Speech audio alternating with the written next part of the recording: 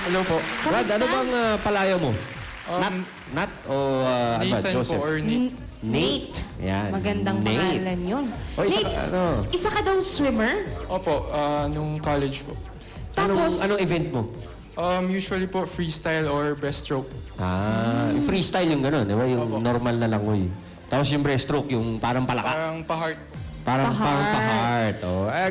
may nagsabi sa amin na minsan ka na daw nakasagip ng buhay. Opo, nung isang training class po namin, may nakita po kaming 3 bata sa Makati Aqua Sports Complex.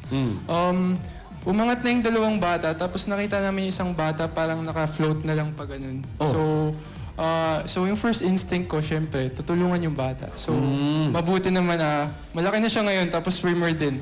So, Very good. Okay, very good. Nate, ibig sabihin, marunong ka rin ng, mouth-to-mouth resuscitation. Station. Medyo po. Pwede mo ba demohan ng mouth-to-mouth resuscitation? Si Alan Kay. Si Alan Kay. Marunong daw siya ng mouth-to-mouth resuscitation eh.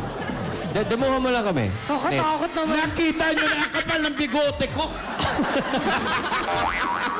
Actingan na lang. Tingnan na lang, oh. Bilang andyan na rin naman si Alan Ano Kay. bang location natin? Ikaw ay nasa sala ng iyong bahay at ang lola mo ay nasa probinsya. Magsi-celebrate siya ng 90th birthday niya.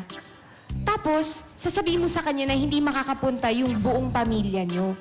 Ine-expect niya na kayong lahat kompleto pupunta. Aba. Paano mo ngayon sasabihin kay lola? Nate, ready? Clapper.